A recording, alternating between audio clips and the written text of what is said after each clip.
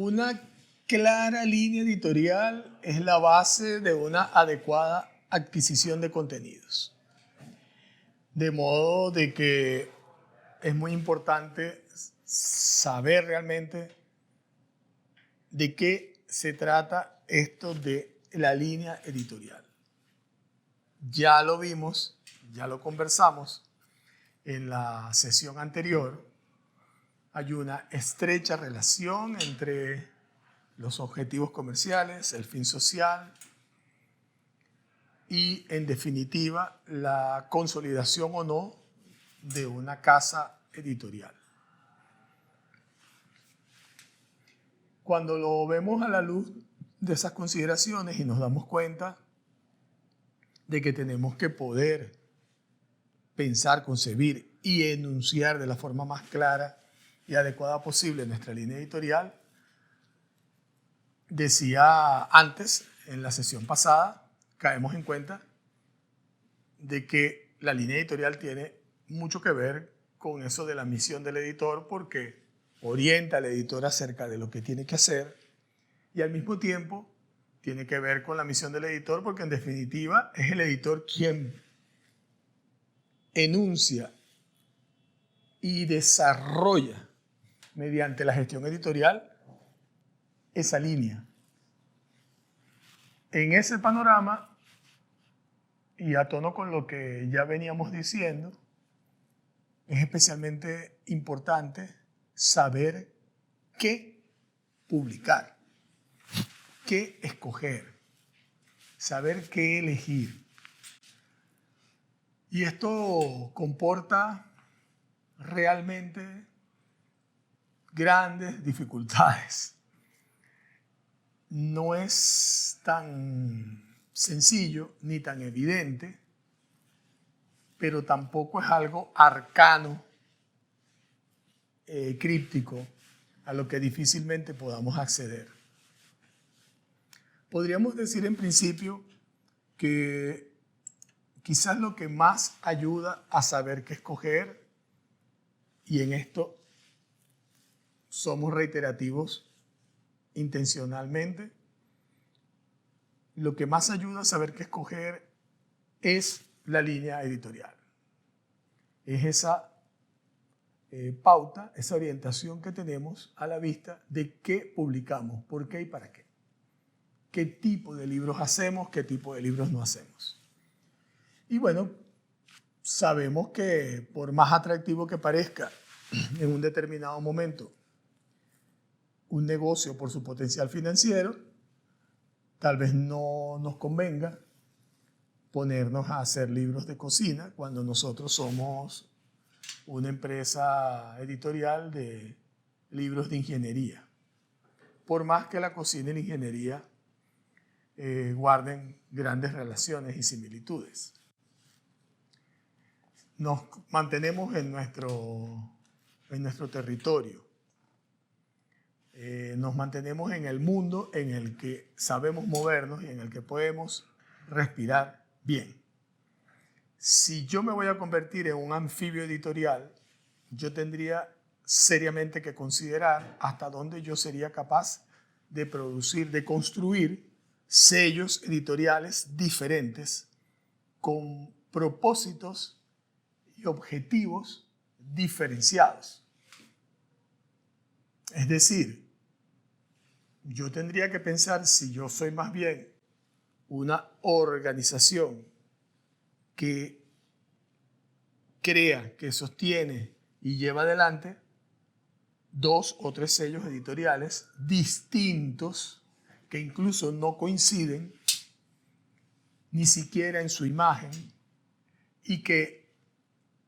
además tienen a la cabeza como responsables a personas que piensan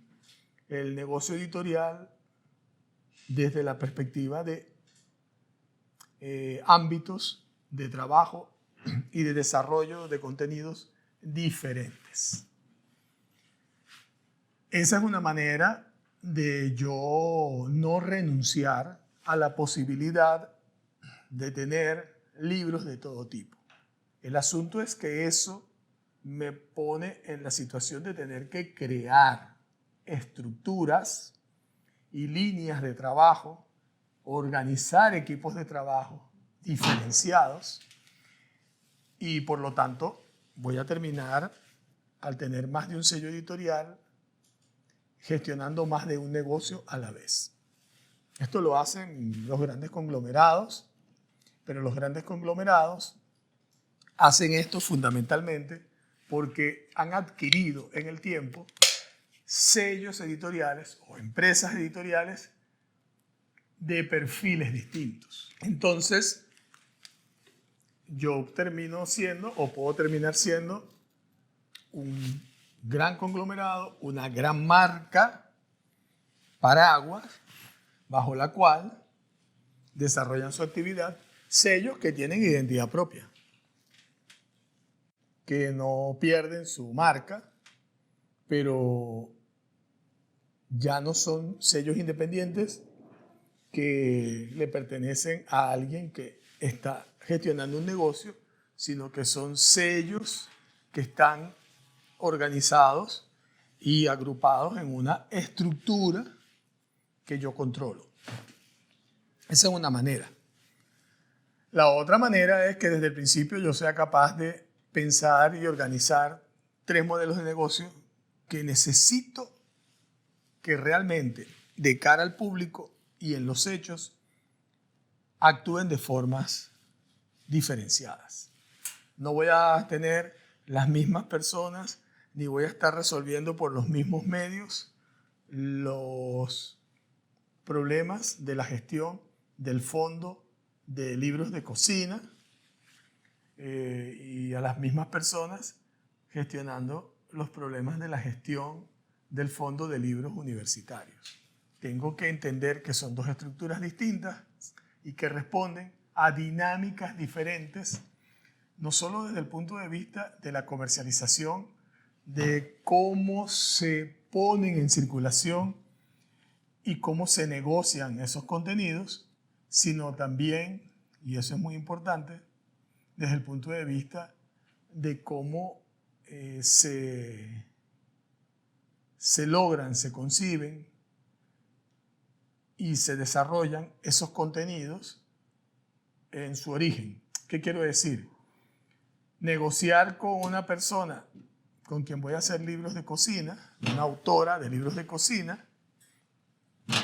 puede ser lo mismo que negociar con un autor de libros de texto escolar, por ejemplo,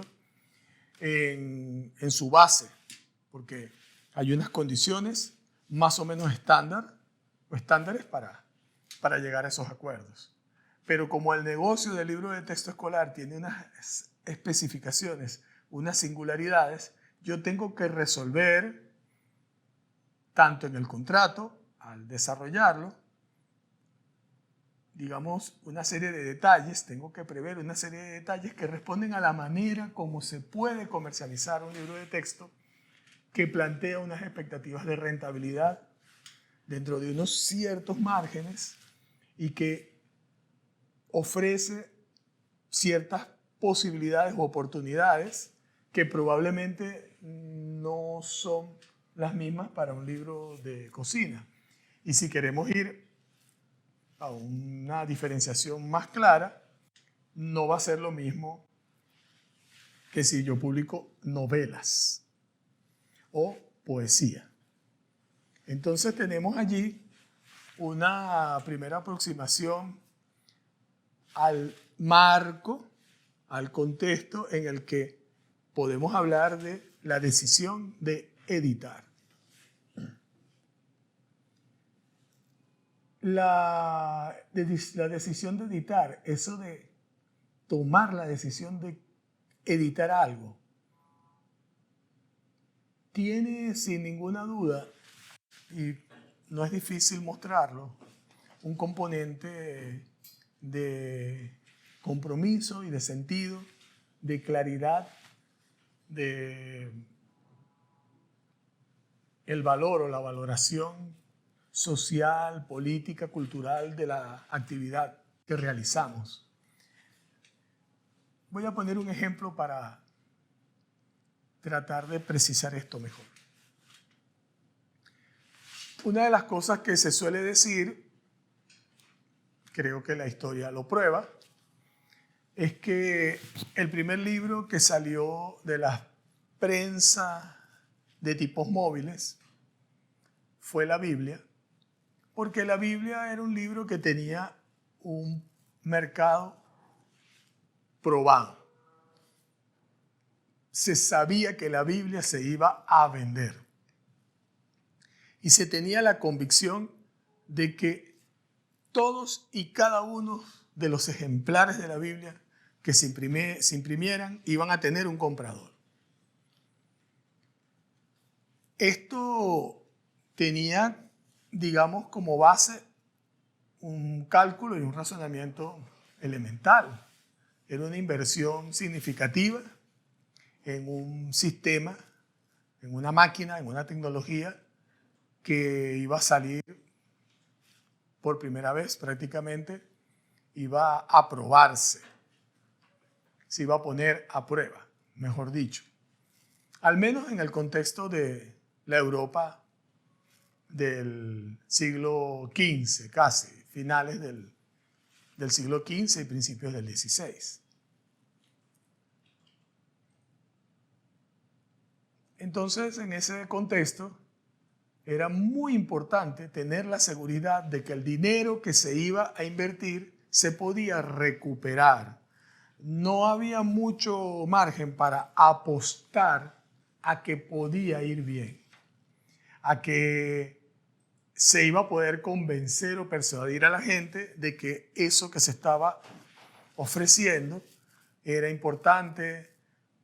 era relevante, sino que había que salir con un producto que antes de ofrecerlo ya se supiera que se iba a vender. Eso no quita el hecho muy significativo de que el primer libro salido de esa prensa haya sido el libro del que estamos hablando, que tiene el significado, el peso, el valor cultural, político, espiritual que sabemos. Es decir, la Biblia no es cualquier libro. Como no es cualquier libro el Corán o como no es cualquier libro la Torá. Entendemos que cuando hablamos de la Biblia estamos hablando de un libro importantísimo. Eso bastaría para pensar que la razón por la que la Biblia fue el primer libro que se publicó fue que, bueno, era la Biblia. Y si te ibas a meter en un proyecto de esa envergadura, todo indicaba que el gran libro, el libro más importante que podía haber, era la Biblia. La explicación real, es decir, la explicación atenida y anclada en los hechos, en las consideraciones prácticas que definitivamente marcaron esa decisión, no desmienten el aspecto del valor de la Biblia propiamente dicha. Por el contrario, nos hacen darnos cuenta de hasta qué punto, en un determinado contexto, lo más valioso, lo más apreciado desde el punto de vista cultural, espiritual, religioso, puede coincidir con lo más viable y lo más rentable comercialmente, que era el caso de la Biblia. Hay otro asunto, y es que era relativamente fácil identificar a los compradores potenciales de la Biblia, que más que compradores potenciales eran compradores probables y probados.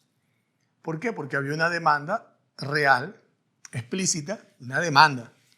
de este libro, y era difícil suplir, satisfacer esa demanda de la forma más adecuada y oportuna, porque el sistema de producción de la Biblia, como saben, era lento. Yo no diría que rudimentario, porque llegó a un grado de refinamiento maravilloso, pero bueno, entendemos que eran personas que tenían que copiar a mano alzada los textos. Y eso tenía unas implicaciones que no hace falta explicar mucho, pero piensen en cuánto podía demorarse la gente en recibir la Biblia que un día encargó. El otro asunto es que tal vez más que la gente, lo cual da una idea de público amplio y general, aquí tendríamos que hablar de los usuarios, los lectores, los destinatarios directos de este producto que era la Biblia y que eran ciertas personas que estaban en ciertos contextos. Una universidad como la de Bolonia seguramente querría una Biblia de estas y probablemente pensaría en que le convenía, le interesaba comprar, encargar y hasta, si era posible, prepagar 2 o 3, que las iba a recibir en un plazo de unos 5, 6, 7 meses, un año, pero que eso era mucho menos de lo que se iba a demorar en recibir una. Entonces, todas estas implicaciones, todos estos asuntos que, como ven, son muy mundanos, muy terrestres y muy afincados en una dinámica de oferta y demanda y de servicio, nos ayudan a ver cómo la decisión de editar, sin que se deslinde de eso el carácter propiamente cultural, espiritual, político, de visión de sociedad, está muy marcada por la viabilidad. No solo la factibilidad, sino la viabilidad de un proyecto determinado. Era factible hacer la Biblia impresa, pero también era viable porque había una relativa certeza de ventas efectivas. No fue un proyecto fácil, ni fue un proyecto, digamos, económica y financieramente de gran riqueza, pero fue un proyecto que dio pie a esa gran revolución del libro que conocemos, porque fue un proyecto que desde el principio era sostenible, porque desde el principio se tuvo una clara noción y un claro sentido del negocio. Y por lo tanto, desde el principio, se supo con claridad qué debía editarse para llevar adelante el proyecto de desarrollar y consolidar el proyecto de la imprenta de tipos móviles. No significa, y por eso he puesto el ejemplo de la Biblia, no significa, como decía, que esto desmienta el otro sentido de la decisión de editar, que, insisto, responde más a valoraciones de otra índole. Históricamente, las editoriales y los editores han sido agentes políticos, han sido actores de gestión cultural, han sido empresarios con un sentido de largo plazo, un sentido también de servicio y de construcción, de creación, de consolidación de una obra. Y eso, en buena medida, tiene que ver con un asunto que no es difícil de constatar, y es que quien tiene la capacidad o la posibilidad de llevar adelante un proyecto así, pensemos esto en el año 1500, 1510, 1515, tiene conciencia de que lo que está haciendo y lo que está produciendo tiene un gran impacto político, tiene un gran impacto de orden social, y por lo tanto es gente que termina adquiriendo una conciencia política y un sentido de poder a la luz de los hechos que le confirman que en la posición en la que está no es un actor irrelevante, no es una figura menor. Aunque pueda ser una figura menor, concretamente considerado cualquier impresor editor en ese contexto si uno lo comparase con el Papa o con el Príncipe, obviamente. Pero nos encontramos en el camino también con la experiencia del proyecto de la enciclopedia, que tenía una clarísima visión política porque era un gran proyecto, un gran esfuerzo por comunicar, por poner en manos y al alcance de la gente el nuevo conocimiento. Digamos así, la nueva realidad. Aquello que la razón, aquello que la indagación en no solo los principios de la razón, sino en la dinámica de la naturaleza, de sus procesos, en la exploración profunda desde otra perspectiva de la historia. Todo eso que desde el punto de vista de la mentalidad de ese grupo de personas que han pasado a la historia como los ilustrados, esta gente que la encontramos viva y haciendo cosas en el contexto de la ilustración, desde el punto de vista de ellos,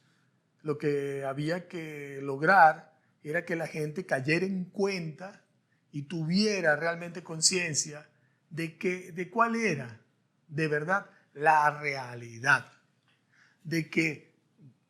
entrara en la realidad, porque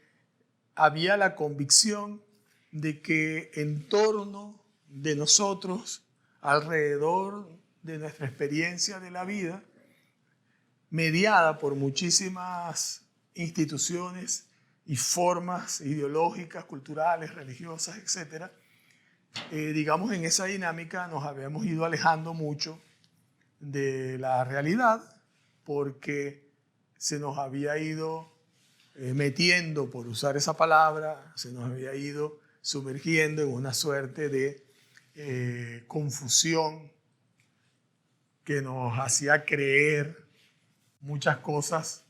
que realmente no eran ciertas. Y bueno, en esa visión en la que no gratuitamente la ilustración es iluminación, en la que se pensaba que había que arrojar luz o proyectar luz para que la gente pudiera ver las cosas como eran, la enciclopedia viene a ser un proyecto importantísimo, un gran proyecto cultural, un gran proyecto político, porque es un proyecto que, entre otras cosas, quiere eso, quiere poner a la gente en contacto con la realidad real del conocimiento, de las cosas. Y para eso se aspira a producir a una escala masiva unos libros que nos van a poner en contacto con ese conocimiento de una vez y para siempre, y además son unos libros que van a llegar a todas partes, y en esto se va a diferenciar mucho el proyecto de la enciclopedia del proyecto de la Biblia impresa. ¿Por qué? Porque una de las cosas que se plantea el proyecto de la enciclopedia es la constitución o la construcción de una oferta, no solo la producción de unos libros para vender, sino la estructuración y la concepción de una oferta que haga posible que el mismo contenido se presente en opciones diferentes y diferenciadas. Entonces la enciclopedia va a tener su versión, digamos así, mayor, de lujo, de altísimo costo, y también versiones de otras dimensiones, de menor costo, con otros materiales. Y esto va a significar que la gestión editorial de este proyecto salga incluso de las fronteras de Francia, no solo por las razones políticas de clima, político, de persecución, de confrontación que había en el momento, que las había, sino por necesidad de abaratar costos, por la comprensión de que determinados impresores en determinados contextos son más eficientes que otros, porque ya están muy sindicalizados los impresores y los tipógrafos en Francia, que de hecho funcionan por sociedades. Y entonces en esa gestión de ese gran proyecto, que era costosísimo y obligaba a buscar y gestionar fondos por vías muy diversas, se va a generar toda una dinámica real de negociaciones, de empréstitos, de contratación de talentos, de búsqueda de personas para hacer toda una cantidad de tareas de arqueo de fuentes, de corrección. Es decir, se desata, se pone en juego una dinámica tan rica, compleja y complicada de procesos que el proyecto de la Ilustración, esa enciclopedia, que es el gran proyecto de la Ilustración, el gran proyecto editorial de la Ilustración, llega un momento en que se convierte en un asunto prácticamente no solo de interés público, sino hasta de Estado. Se convierte realmente o da paso realmente a situaciones difíciles y tensas entre sus gestores, entre sus editores, entre sí, entre ellos y las autoridades, entre ellos en Francia y otros en Inglaterra o en los Países Bajos. Es decir, esto llega a convertirse realmente en un gran acontecimiento con un impacto significativo, un impacto que luego en el tiempo lo hemos conocido. Pero todo esto nos hace comprender que la visión de negocio, la conciencia de la necesidad de sostener en el tiempo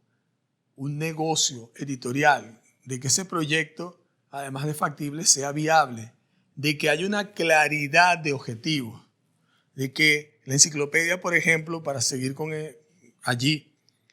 publica un cierto tipo de contenidos y los publica de una cierta manera y de ahí no se sale, y por lo tanto en eso no quieren transigir sus editores. Eso va aparejado, ambas cosas van aparejadas. El compromiso político, el compromiso espiritual, intelectual, ideológico de los editores, de sus convicciones de qué es lo que hay que poner a circular, qué es lo que hay que ofrecerle a la gente, y el sentido del negocio de sus editores. Son dos cosas que tienen que estar funcionando como el corazón y los pulmones, que sabemos que son diferentes. Sabemos que el corazón y los pulmones no son lo mismo, pero sabemos que tienen que estar juntos los dos funcionando. Que cuando tenemos mucho corazón, necesitamos fortalecer los pulmones y controlar la respiración para no volvernos locos, para no entrar en una situación de agitación que lleve a que nos extraviemos en los latidos del corazón. El corazón quiere y busca en el ímpetu cosas que a veces nos ponen en una situación de hipoxia, de apnea, y nos ahogamos. Entonces, si pensamos en corazón-pulmón, y que así como el corazón late y los pulmones se expanden y se contraen, asimismo la visión de la gestión editorial tiene que moverse entre esos dos ámbitos. Pero más que moverse entre esos dos ámbitos, lo que tenemos es que pensar que son dos alas. La de el sentido político, intelectual, nuestras convicciones, concepciones y nuestras aspiraciones como editores, y el sentido, claro, lo más riguroso y aterrizado posible del negocio. De que lo que estamos haciendo se puede colapsar y se puede perder si no sabemos gestionarlo desde el punto de vista del negocio y desde el punto de vista comercial y bueno, y muy importante, desde el punto de vista práctico, desde el punto de vista de la gestión. Ahora, podemos tener todo eso claro, pero tenemos que ser capaces de saber qué editar, de saber escoger, de saber elegir. Pero ahí entramos en un territorio complejo y difícil porque la línea editorial que tenemos que tenerla a la vista y que nos da la orientación, como ya lo hemos dicho varias veces, no basta. Hay que tener también no solo visión en el sentido de no conformarnos con pensar que lo que está a la vista y lo que en nuestro entorno inmediato nos dicen las cosas es suficiente, sino que hay que tratar de ver más allá. Hay que tratar, por tanto, de estar siempre dispuestos a considerar las opiniones, las visiones de terceros que no están dentro de nuestro ámbito directo de relaciones. Hay que prestarle muchísima atención a la relación que tiene el público, no solo con lo que publicamos, sino en general con lo que se publica. Eso nos puede ayudar a hacernos una idea de eso que llaman, de cuáles son eso que llaman las tendencias en las preferencias de la gente.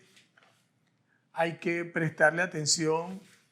a la relación que puede parecer en algún momento obvia, pero que no suele ser tan visible, de las personas con los contenidos que publicamos. Es decir, siempre sería valioso e importante poder tener alguna manera de saber qué piensan, cómo perciben, cómo reciben nuestras publicaciones, las personas que en definitiva compran nuestros libros u otros productos. Hay que estudiar mucho. En ese sentido, observar y leer muchísimo el tipo de cosas que nosotros publicamos, no solo las que publicamos, sino las que hacen otros, porque todo esto va a ayudarnos a fortalecer nuestra comprensión tanto de los procesos en general, de las cosas que se mueven alrededor de la dinámica propia de la sociedad en la que estamos, como de nuestro propio quehacer y de las expectativas y necesidades del público. Es decir, en la medida en que desarrollamos esta manera de relacionarnos con el entorno, con nosotros mismos y con nuestros pares o nuestros competidores, si el contexto es así, vamos a tener más posibilidades de darnos cuenta de cosas que tal vez están a la vista, pero que para verlas hay que saber ciertas cosas. Del mismo modo en que estamos en un ambiente como este estudio, y una persona que esté formada en ingeniería de estructuras, mientras yo estoy hablando, se está dando cuenta de una serie de detalles que, como yo no tengo esa formación, no existen para mí, pero están a la vista. Entonces, de ese mismo modo, como editoras, como editores, tenemos que tomar conciencia de cuánto tenemos que formarnos para, en primer lugar, desarrollar más o desarrollar hasta donde sea posible nuestra inteligencia, nuestra capacidad, digamos, de inteligir, de comprender las cosas que están ocurriendo, por qué ocurren y qué sentido tienen, y de evaluar mejor nuestro propio trabajo y evaluar de la forma más adecuada en el ámbito del mundo del libro y de la edición en general, qué cosas pasan y qué cosas tienen más o menos relevancia, más o menos éxito. Y aprender también a no solo distinguir, sino a calibrar hasta donde sea posible la relación entre las expectativas y las necesidades del público. Y aprender también a valorar y apreciar ciertos contenidos que pueden efectivamente a nuestro fondo editorial darle solidez y prestigio y darle valor agregado, aunque comercialmente no sean cosas de mucha pegada, de mucho éxito. Sé que todo esto es complejo, o más que complejo suena tal vez difícil, enredado, no voy a decir lo contrario, pero lo digo porque cuando pensamos en la decisión de editar, estamos pensando en una acción que contempla todo esto. Es decir, cuando yo digo vamos a publicar Florentino y el Diablo, y aquí quiero hacer referencia ya a una experiencia personal, yo tengo que tener no solo conciencia de cuál es el interés que puede o no tener Florentino y el Diablo, sino que yo tengo que tener también una idea de qué va a pasar con Florentino y el Diablo una vez que yo publique ese libro. La versión de Florentino y el Diablo en la que trabajé para el sello editorial Garzamora, que es un sello que nació en noviembre de 2023 y que me corresponde o me ha correspondido gestionar. Estoy a la cabeza. Fue una decisión que se basó, aunque decirlo para mí en este momento es muy fácil, pero voy a explicar por qué lo digo, se basó en todo esto que yo les estoy comentando. A ver, en primer lugar, este es un país, Venezuela, en el que el corrido de Florentino y el Diablo está en el imaginario de la gente. Yo me di cuenta en el tiempo, o me he dado cuenta en el tiempo, como probablemente le haya pasado a varias de las personas que están escuchando esto, me di cuenta de que en contextos además muy disímiles y me refiero a rangos de edad diferentes, personas geográfica y regionalmente ubicadas en sitios distintos, de diferente condición económica, de diferente religión incluso, etc. Florentino y el Diablo es algo que suena por ahí. No podría decir algo que está por ahí, como no es ajeno. Pero aparte de eso, o junto con eso también, es un tema que yo fui descubriendo, confieso que con cierta sorpresa, que más gente de la que yo me imaginaba, e incluso gente joven, no solo lo conoce, sino que lo canta, le gusta. Entonces, bueno, pensaba que Florentino y el Diablo era un contenido de interés. Pero además, pensando que en este momento en Venezuela gana especial interés la recuperación de ciertos clásicos de nuestras letras, de ciertos referentes culturales y de valor, veía que Florentino y el Diablo tiene eso. Florentino y el Diablo no deja de ser un clásico de las letras venezolanas y además de eso es un contenido que presentado de cierta manera puede ofrecer la oportunidad en muchos contextos formales, la oportunidad para trabajar desde el imaginario y la imaginación popular, desde los símbolos y ciertos valores, hasta la aproximación a la comprensión de nuestra cultura, de ciertas raíces de nuestra cultura y además de forma muy concreta, la ejecución de un instrumento como el cuatro. Entonces, lo que hice fue resolver una edición de Florentino y el Diablo en la cual el poema está presentado en un cómic. Al final del cómic hay una explicación de qué tipo de música es esa y por qué se compuso, en qué contexto. Y luego está todo el poema cifrado con las claves para que cualquier persona pueda tocarlo con el 4. Y cuando termina eso, hay una guía de lectura para trabajar en el aula, para generar experiencias de lectura y discusión de lo que se ha leído, hacer una lectura más crítica. Entonces todo eso está en un formato de cómic, ilustrado de manera que se parezca o se aproxime además a lo que hoy en día puede ser una tendencia estética o puede ser llamativo. Los personajes están presentados con un aire de cowboys, de vaqueros, porque en definitiva termina convirtiéndose en una épica, un duelo entre dos titanes. Todas esas cosas dieron, digamos, vida a esa edición de Florentino y el Diablo. Y eso desde la premisa de que es un contenido relevante, de interés, de valor por sí solo, pero que se puede presentar de una manera que amplíe la posibilidad de aproximación a él, el acceso a lo que significa y que facilite la relación y la experiencia de lectura, que son cosas importantísimas a la hora de pensar la gestión editorial. Y pongo ese ejemplo porque ayuda a ilustrar también en una experiencia directa de qué se trata eso de la decisión de editar. La decisión de editar hace confluir,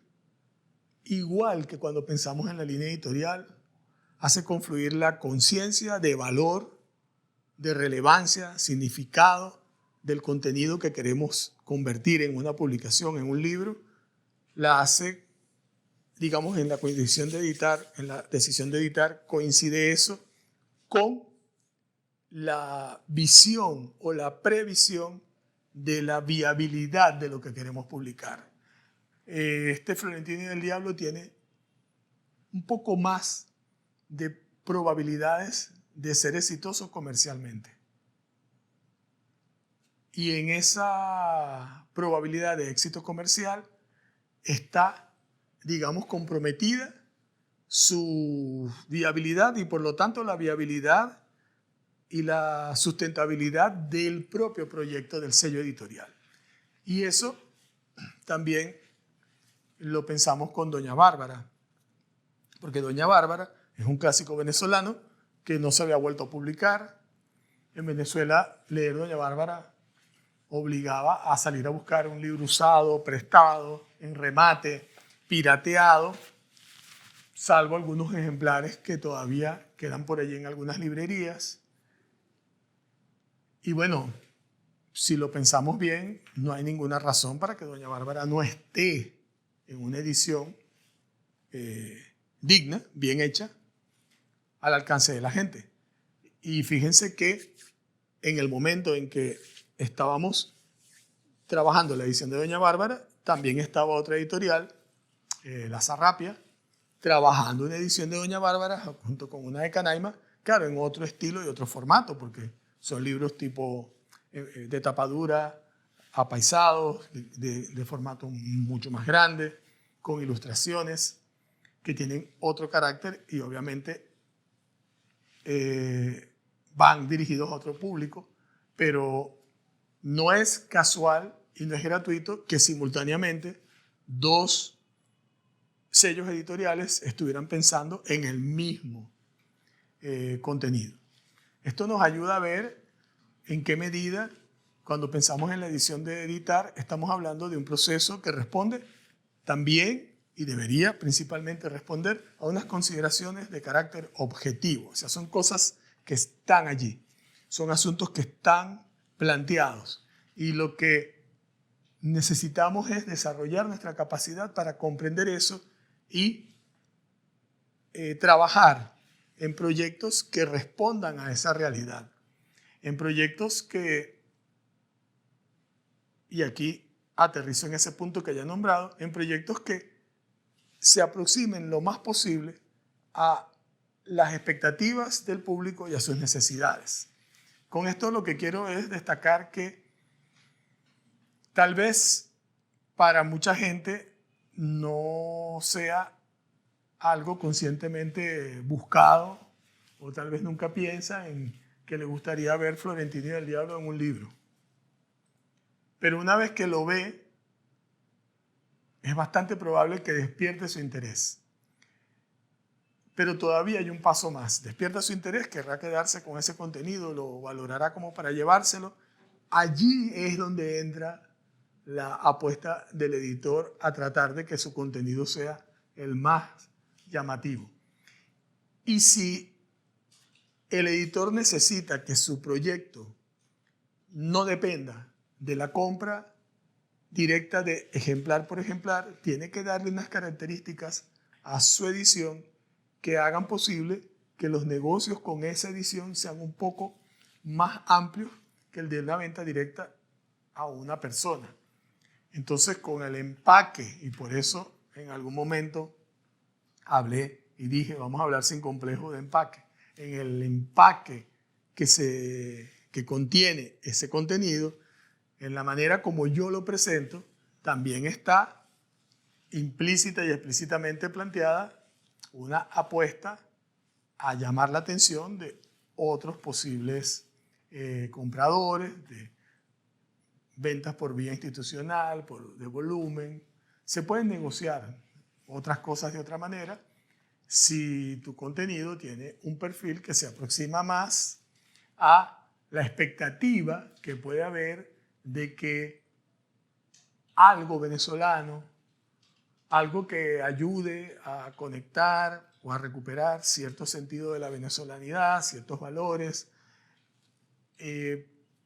pudiese tener también un formato que facilite el trabajo con grupos de jóvenes, por ejemplo. Y entre todas estas consideraciones, digamos, la edición de Florentino y el Diablo que hicimos está buscando